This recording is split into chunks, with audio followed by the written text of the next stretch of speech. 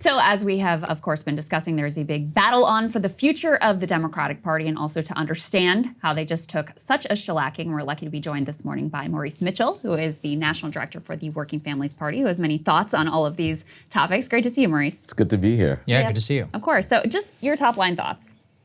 What happened and what should happen now?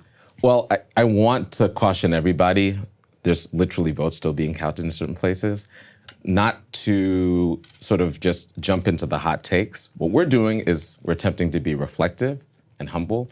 But what we know is that incumbent parties all across the world, right, a lot of them lost, including the Democratic Party. And to us, what that means is that working people in this country and elsewhere are not happy with the political establishment and the economic establishment. And we need to listen to what people are saying. So I knocked on hundreds of doors in North Philly, in Atlanta, and what I heard— Yeah, what did you hear at those doors? I heard a lot of things, but I heard deep skepticism about whether or not politics actually mattered in people's lives, and certainly whether or not the two parties, the Republican Party and the Democratic Party, would do anything to make a dent on the crisis of affordability that people are experiencing, the crisis of gun violence that a lot of people are experiencing. And what I believe folks need to do, and I'm building the Working Families Party, but if I was to give free advice to anybody or the Democratic Party, it would be not necessarily to try to find easy solutions. I don't think the solution is in a 1 or 2 page memo that's been written over the past weeks or days. The solutions are in the people listening, right? So I think we need to put our hot take sort of impulses on the back seat and make sure that our listening game is really strong. So that's my advice. And then there's a lot of talk that I think is obsessed with this left-right binary that I think kind of obscures what I'm hearing, right? There is a top-down feeling that permeates throughout politics or political identity. A lot of people don't have a political identity, but they feel like somebody somewhere is taking from them. Yeah. That somewhere, somehow, the system is rigged against them. There's a lot of people that feel that way, and they're looking for solutions.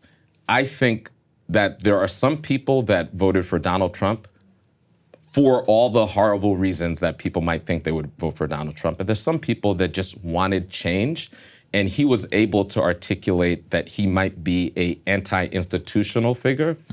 I think a lot of those folks, even now, as they see some of his picks, are realizing that may or may not be true. I think certainly when he governs, people will see that. Again, for the Working Families Party, the thing that we're going to do is we're going to obsess, and this is something that we said not just like after the loss, we said this in the months before the loss and years before the loss, obsess with the concerns of everyday working people and tell a story that is both true in our work and also rhetorically true about who the villains are, right? So when people are experiencing this crisis of affordability, that is real in people's lives, right? Especially around housing, right? We name names and say who the villains are. And as political parties and organizations and politicians, it's your job to say who the heroes are, the working people, and who you're willing to fight for and willing to fight against. Yeah, it's interesting. As I understand it, Working Families Party is especially big in New York. New York is also the single largest state that swung to Donald Trump in this election. I think some 11% swing from 2020 towards the Republicans. So if you're thinking about what that looks like, what does a response to the shifts in Long Island and all across New York, including actually even in Manhattan, in the Bronx, everywhere, urban, rural, et cetera, there was a major increase for Donald Trump. How can you win those people back? I mean, 11% in a single 4-year period in a blue state is shocking. It's absolutely shocking. And New Jersey was number 2, which is even crazier. So I think in our analysis, what's required is a lot of nuance, and it also requires us to actually look at each state. So I'm from New York. I actually grew up in one of the working class suburbs that you're referring to that swung last election, swung from red to blue, and in this election actually swung back. Right? So you talk about New York, but like when we kind of look at the data, the Working Families Party worked with folks in labor unions and folks in different organizations over the past 2 years in New York specifically on a project called Battleground New York that was successful, despite those swings, successful in a number of congressional districts to swing from red to blue. So the thing that I'm curious about in New York, where that's the top line story, in the nation where we unfortunately came together but didn't get the outcome that we wanted, what can we learn from the swings that happened in the neighborhood that I grew up in, that I returned to during COVID, the block that I live on, right? So there's data points, or in Connecticut, where the Working Families Party had a great election day, right? Interesting. Right? Where many of our working class candidates in purple districts in this election flipped those districts from red to blue. What can we learn about that? What kind of races are these? Can you describe what kind of races? So, yeah. I mean, these are races where our candidates are teachers, are labor unionists, are regular working people, right? We believe that there's a formula. It's not 1 + 1 = 3, but people who are from the district, who are people that you could identify as folks in your community, people like Kendra Brooks, who is by the way, in Philadelphia, is a WFP-only city council person who lives in Nicetown, North Philly, who governs the entire city of Philadelphia, or Nicholas O'Rourke, who have long stories of being advocates and connected to their communities, could swing people in their communities on the ground based on their story, based on their relationships, and based on issues that actually matter in their lives. Not abstractions or, at a certain level on the air with presidential candidates and presidential politics, a lot of that could get lost, which is why our bread and butter is the local politics. Like we endured in this cycle, in this election, 750 candidates. So I know a lot of politics is, especially in a presidential year, is the top of the ticket. In California, we have 100 WFP-aligned candidates. I think close to 70 of them won this cycle on the municipal level. The thing that connects all these candidates are the fact that they're like regular people. They're not talking like DC wonks. They're in the lives of their communities. And on that level, on the city council level, on the county level, you're able to swing people based on the issues that matter to them. Like, I'll just give an example, housing, which is something I come back to over and over again. In Philadelphia, for example, we were able to, the Working Families Party, through Kendra Brooks, pass a eviction diversion, permanent eviction diversion piece of legislation. That started in COVID. We made it permanent. And in Philadelphia, there's a 41% decrease in evictions, right? That's keeping real families in their homes. Yeah. Recently, we also passed, through the Working Families Party, a bill that prevents realtors from using AI and algorithms in order to artificially increase people's rentals. This is groundbreaking legislation. And, the lobbies are very upset. But because these are folks that we recruited and are not part of the political establishment, they're willing to take the fight to the lobbyist, right? Yeah. So if I were to give the Democratic Party any notes, it's like politics are about fights. Who's the Democratic Party willing to take the fight to? And so I could tell you who the Working Families Party is willing to take the fight to. And we have results, even in this election, where we came together and we joined the United Front and we lost at the top of the ticket. We have a lot of notes about how we might be able to rebuild on the grassroots level. So you all are taking strays in the pages of the New York Times. Adam Gentleson, who was chief of staff to John Fetterman, I think previously worked for Harry Reid, is blaming interest groups such as the Working Families Party for pushing Kamala Harris too far left. They write in that article, the same year, a coalition of groups, including the Sunrise Movement and the Working Families Party, demanded all Democrats running for president embrace decriminalizing border crossings. This is with regard to back in 2020. What's your response to that, the idea that Working Families Party and other sort of left-aligned groups have pulled candidates like Kamala Harris too far left and put them out of step with the working class? Well, this was a presidential election where VP Harris's campaign raised and spent like $1.5 billion. The super PACs associated with her raised and spent much more than that, billions of dollars. Democratic Party operatives, very senior Democratic Party operatives, led these vehicles. And now some of them, not all of them, some of them are choosing to, in the hours and days and weeks after this electoral loss that they participated in, because we were all part of it, they're choosing to attack relatively small interest groups. I think that this might be an opportunity for reflection. I know that that's what we're doing at the Working Families Party. We're asking questions, we're curious, we're doing a lot of listening, especially to working people. We're in the field right now. We're having both big calls, like we had over 100,000 person mass call that we did 48 hours after the election. We're also doing debriefs in community, and we're getting a lot of people coming in person in those debriefs. Look, when I was at the doors, and I got the shoe leather to prove it, right? I heard a lot of things. Not once did I hear at anybody suggest that what they were concerned with were some of these, some of the issues in the breathless sort of think pieces. And it's kind of ironic we're talking about working people, but the way that some folks are trying to prosecute that argument is in op-eds in the New York Times, right? But True. Yeah, but they do kind of have a point, right? I mean, at the end of the day, I mean, I'm not sure what the specifics are, but if that's a position that you're pushing, that was a huge reason why she lost. I mean, I was in Pennsylvania. I saw that they-them ad play all day long. I saw immigration play all day long. Maybe in North Philly, it's not the same, although there were a lot of, urban communities in Philadelphia, as I understand it, that moved to the right. Puerto Ricans, namely the most. I think immigration probably had something to do with that.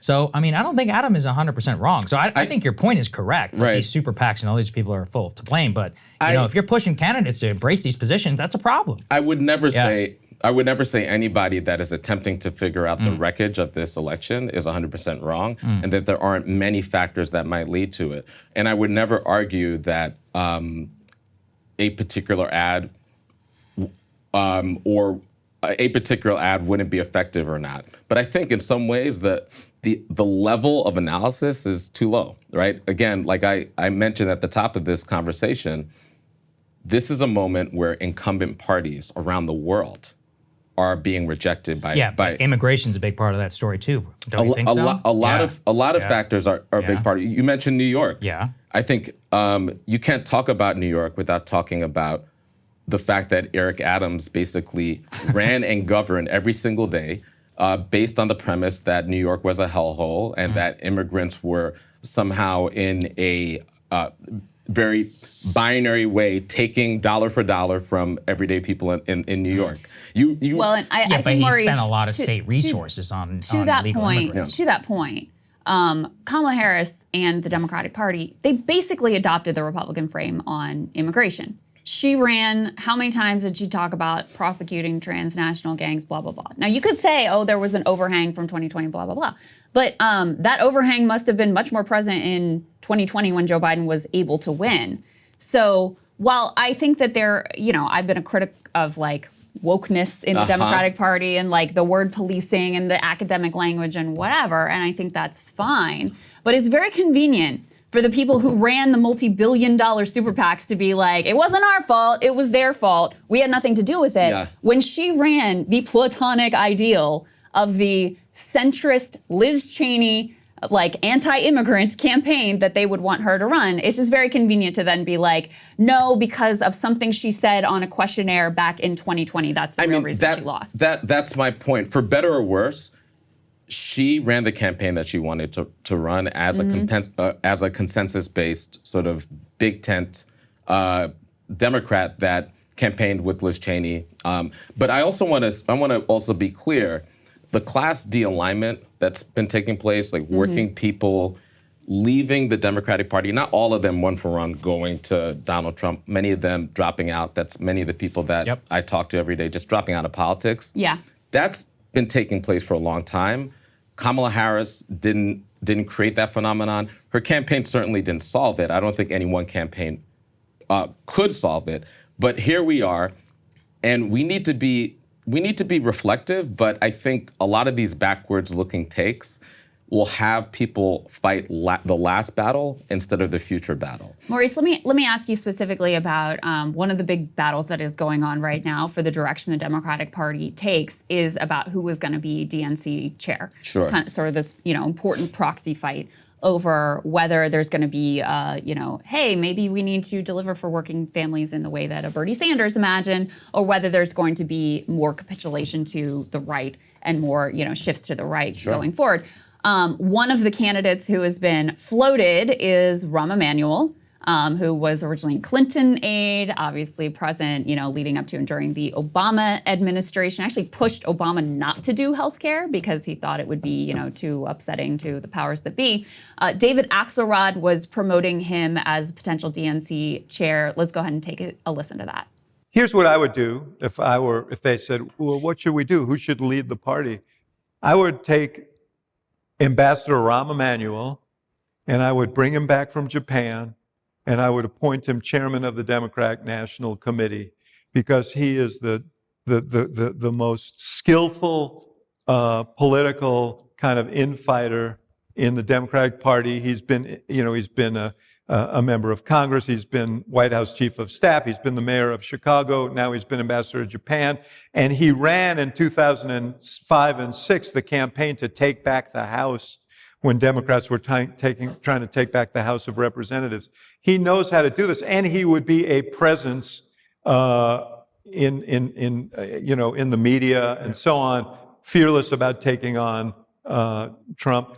I think that would be a really smart move. The DNC how many people in this room know who Rahm Emanuel is? So in many ways, the party still is Rahm Emanuel's party in terms of the type of candidates, the type of messaging that they promote. What do you make of this push to put Rahm in as DNC chair? I mean, so again, I'm building the Working Families Party. If I was to give the Democratic Party any advice, I mean, what do I hear there? I hear a bunch of elites talking about the concerns of their party instead of the concerns of everyday people. If you want to come out of the wreckage of this election, then every single thing your party does should reflect an obsession with being deeply in the lives of people who are experiencing the affordability crisis, who are experiencing just generally this crisis of legitimacy that all the institutions are experiencing. And all the conversations you have will reflect that. The choices of the head of your party will reflect that. We need organizers. We need people who are listening to lead us through what will be a very challenging 4 years. I know that's how we're thinking about it. And again, I just think that these really these elite conversations about what you're going to do for your institution almost is like you're having the wrong conversation. And we're on the verge of, in this country, experiencing something that, look, I don't want to engage in hyperbole. It's hard to, when you look at Donald Trump's cabinet picks, we could imagine what this is going to look like.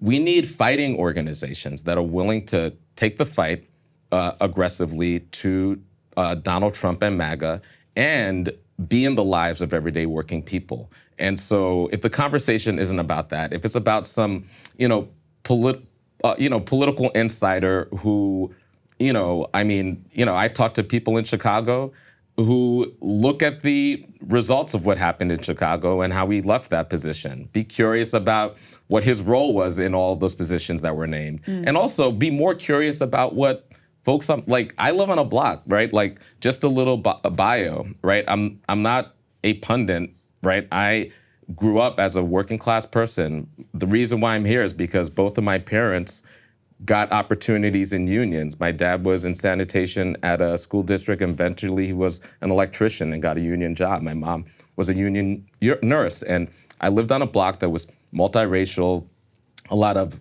ethnic white folks and immigrants and black folks in the suburbs of New York that went blue and has slowly become contested politically. There is a huge Trump flag on that block now, on the corner, something I couldn't have imagined only a few years ago. I returned back to that community during COVID. if you're not obsessed with what will make my parents, who are retired folks who put their lives on the line to make sure that, the trains ran on time and that people got the care that they needed, if you don't put your focus on them and you put your focus on who the chair of the Democratic Party would be, or what this relatively privileged Democratic Party operative says in the New York Times, you've lost the plot. And we need a fighting movement that will be obsessed with putting at the center people like my family and people like my neighbors. Yeah. Maurice, thank you so much for coming in this morning. It's good to see you. Thanks, Good to Maurice. see you. Appreciate it. Thank you. Hey, if you like that video, hit the like button or leave a comment below. It really helps get the show to more people. And if you'd like to get the full show ad-free and in your inbox every morning, you can sign up at breakingpoints.com. That's right. Get the full show, help support the future of independent media at breakingpoints.com.